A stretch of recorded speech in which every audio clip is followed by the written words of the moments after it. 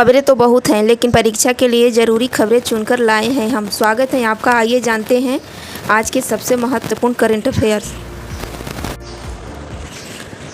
पहला प्रश्न है, एलपीएमसी को लॉन्च करने की घोषणा किसने की है? इसका सही आंसर है बी, अमित शाह ने। दूसरा प्रश्न, एलपीएमसी का मुख्य उद्देश्य क्या है? इसका सही आंसर है सी, लैंड पोर्ट्स के संचालन को डिजिटल और आधुनिक बनाना। तीसरा प्रश्न, एलएमपीएस के माध्यम से कौन सी सुविधा उपलब्ध होगी? इसका सही आंसर होगा बी, स्लॉट बुकिंग और पेमेंट ट्रैकिंग। चौथा, एलपीएमसी के सिक्योरिटी चेक में लगने वाला समय लगभग कितना कम होने की उम्मीद है?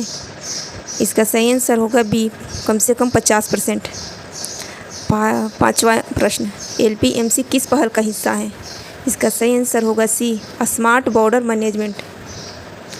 अगला प्रश्न, अलेक्जेंडर ज्वेरेव ने अपने करियर का पहला ग्रैंड स्लैम खिताब कौन सा टूर्नामेंट जीतकर हासिल किया? इसका सही आंसर होगा सी, फ्रेंच ओपन 2026।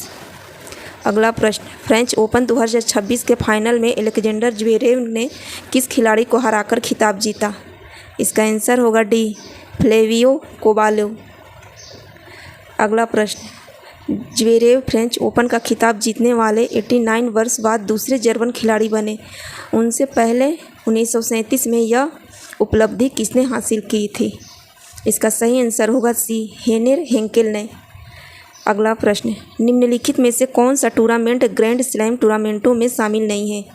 इसका सही आंसर होगा सी, एटीपीसी फाइनल। अगला प्रश्न, ग्रैंड स्लैम जीतने से पहले अलेक्जेंडर ज्वेरेव कितनी बार ग्रैंड स्लैम फाइनल में पहुंच चुके थे? इसका सही आंसर होगा सी, 3 बार। अगला प्रश्न, ब्रिटिश अभिनेता एंथोनी हेड, जिनका 7 जून 2026 को निधन हुआ, buffy the vampire slayer series में किस किरदार के लिए प्रसिद्ध थे? आंसर सी, रूपर्ट जाइलस के।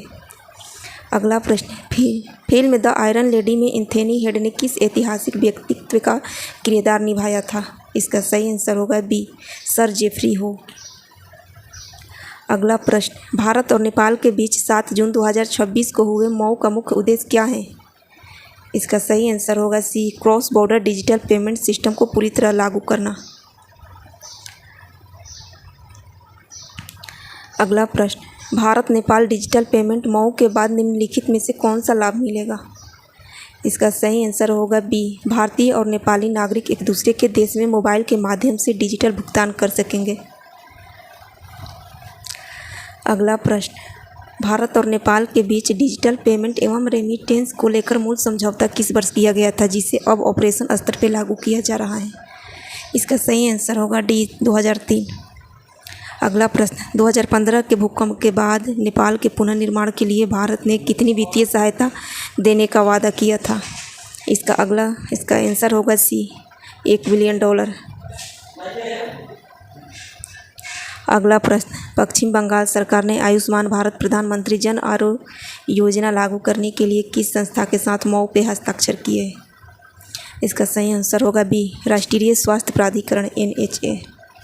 अगला प्रश्न, आयुष्मान भारत प्रधानमंत्री जन आरोग्य योजना के तहत पात्र परिवारों को प्रतिवर्ष कितना कैशलेस स्वास्थ्य कवर प्रदान किया जाता है? इसका सही आंसर होगा सी, 5 लाख। अगला प्रश्न, सामान्य राज्यों में आयुष्मान भारत योजना के खर्च का वहन केंद्र और राज्य सरकार किस अनुपात में करती हैं? इसका आंसर होगा सी, 60 से 40 अनुपात। कुछ महत्वपूर्ण इतिहास के प्रश्न हैं तो देख लेते हैं इसके भी। आगरा स्थित ताजमहल का निर्माण किस वर्ष पूरा किया हुआ था? इसका आंसर होगा सी, 1653 में। अगला प्रश्न, जवाहरलाल नेहरू के निधन के बाद भारत के दूसरे प्रधानमंत्री के रूप में किसने पदभार संभाला था? इसका सही आंसर होगा सी, लाल बहादुर शास्त्री ने। अगला प्रश्न, आदिवासी स्वतंत्रता सेनानी बिरसा मुंडा का निधन किस वर्ष हुआ था? इसका सही आंसर होगा बी, 1900 में। अगला प्रश्न, बिरसा मुंडा ने ब्रिटिश शासनकाल में मुख्य रूप से किसके खिलाफ आंदोलन का नेतृत्व किया था? इसका सही आंसर होगा बी, स्थानीय जमींदारों के खिलाफ। अगला प्रश्न, प्रसिद्ध चित्रकार MF हुसैन, जिन्हें पद्म विभूषण से सम्मानित किया गया था, का निधन किस वर्ष हुआ था?